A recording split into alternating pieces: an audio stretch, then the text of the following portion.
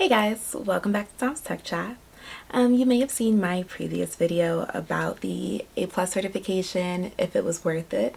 If you haven't, you might want to go check that out. But I have been getting a lot of questions from that video about how to actually study for the A+ certification. So I thought it would be helpful to just have a video to answer all of the questions that I have been getting in that. In terms of how to study for the A+, the best way to go about it, because it is a very broad certification. It's 2 tests. It can take a while to study, so this is the most efficient way that I found for myself to study for it, and the way I typically recommend for others. So let's get started. The A+ certification, again, is a great entry-level certification, but it casts a very wide net, and sometimes that's where people can be intimidated by it. So the best way to study for the A+, or the most important tip I can give you, is to try to study from as many different materials as possible.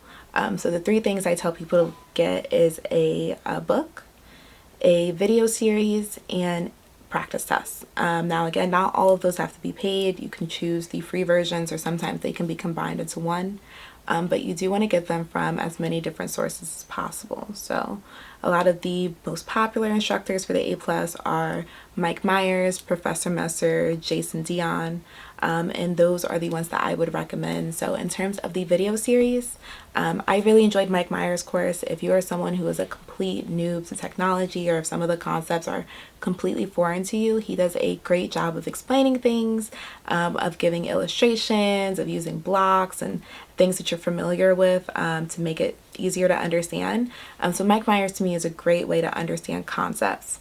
In terms of the book, I really like the Exam Cram series. So the thing I really enjoy about the Exam Cram book is the software that comes with it. So you get free practice tests, you get simulations where you can do drag and drops, and they are extremely similar to some of the ones that you will encounter on the actual examination. So that's why I generally recommend the Exam Cram book, because it's a good 2-in-1. You get good practice tests with it, and a great book to use as a reference material. In terms of practice tests, if you want something besides just I believe you get like 2 or 3 practice tests with the Exam Cram book. If you want something more than that, I would recommend the Jason Dion practice tests. Again, these are on Udemy. As you know, most things in Udemy do go on sale. The prices can fluctuate. When I looked just now, it says that the tests were around like $18, $19. I've seen them go as low as $9, $10. So I would just keep an eye out on the price, see if you can catch a good deal on them. But the Jason Dion practice tests have great reviews. I've heard that they are extremely helpful, and they cover very closely to the way that the actual CompTIA A+ examination is. So I would definitely recommend those if you want more practice tests besides the ones that the Exam Cram book give you. Also, in terms of video series, there is a free series that most people use. You will hear over and over again, the Professor Messer series. Now, I love Professor Messer. I use him for all of my CompTIA A+ certifications. But the issue with him sometimes is that he gives a very fast overview. So if it's something that you're not familiar with, or if it's a concept that you've never studied before, sometimes it doesn't click when you go through his videos. So that's why I like to use Meyers to learn the actual concepts, and I use Professor Messer more towards the end of my studying as more of just a general review of the exam concepts. So in terms of the general study plan, this is generally how I recommend it. Of course, you are free to adjust this to the way that best suits your schedule or your study style, but this is the best way that's worked for me. I go through the video course. So again, Meyers, I do just kind of like, I just listen to it for the concept, so I don't go through and take notes, because it is a long series and it would take me forever if I had to keep pausing and taking notes. Sometimes if it's a really good illustration, or if it's something that I really want to write down, I will write it down, but I don't make that my focus when I'm listening to it. My focus is more just to understand the concepts as they are coming to me, because a lot of it is fresh material, and I just want to make sure that I understand it first before I even work on trying to actually memorize it. Once I get through the video course, as I'm going through the video course, if there's a concept that I'm not understanding from the video, that's when I pull out my book. So I will use the book to go through and review the concepts that the video didn't make clear, or something that I just want a bit of a different explanation or perspective on. That's when I refer to my book. Once you get past just getting the general concepts of everything that's on the test, again, you're going to do this separately, first for the 1001 and then again for the 1002. But once you understand the concepts, then that's when you move to the actual memorization phase. So that's when you go through your practice tests. So what you're going to do is you're going to go through either your exam cram or Jason Dion practice test, and you are going to answer the questions. As you answer them, you're going to get little blurbs when you get things wrong. It'll explain what the correct answer was and why it was wrong. That's when you want to use a program called Anki.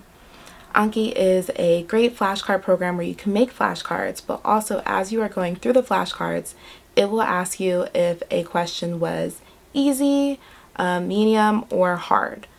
So with those different levels, it changes when you see those flashcards again. So if it's something that was easy, you might not see it for 5 minutes, and then it might not be for another 15 minutes. Then it might be a whole day before you see that card again. So it spaces it out so that way if it's something that's hard, you can get it again in a minute, and then maybe another minute, and then maybe it's 2 minutes once you start getting a little bit better at it. But that way you get to focus on the things that you really aren't understanding, and then push the things that you do understand pretty well to a later review, so that way you can just kind of keep it fresh, but you aren't constantly going over the things that you already know. So what you do is as you go through the practice test, if you are getting things wrong, you make an Anki flashcard for it.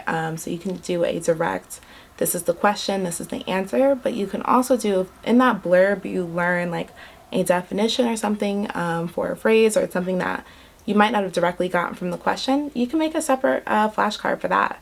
So for example, if the question is, what command would you use to find the IP address of your computer, right? And then you can use ipconfig, right? ipconfig/all. But then if in the blurb you're understanding that there's other things that you would learn from ipconfig, like maybe the subnet mask or the default gateway, you might want to make a separate card also for ipconfig all, and on the back list all of the information that you could get from it. So that's what you want to do. You want to make sure those flashcards are covering as much information as possible, because that's going to be your main study source. You're going to keep going through those flashcards every day until your test, until you are comfortable with all of the concepts. So that's my way of studying, because like I said, the A+ is a very wide net, and sometimes you can be overwhelmed if you try to watch a 30-hour video series and take notes the entire time. That can take months, and sometimes you can be discouraged. So this is the way that I go through it, just that way I can kind of keep it moving and keep everything fresh on my mind.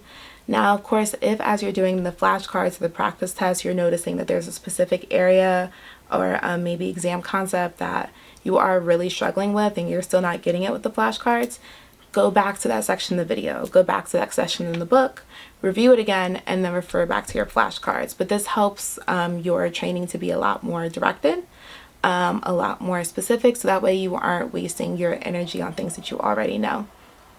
So, yep, that is how I study for my certifications. That's how I would suggest that you guys study for them. If you have any questions, please drop them down below. If this method does help you and it helps you to pass the A+, also let me know, and congratulations in advance. But thanks for watching the video, and see you guys next video.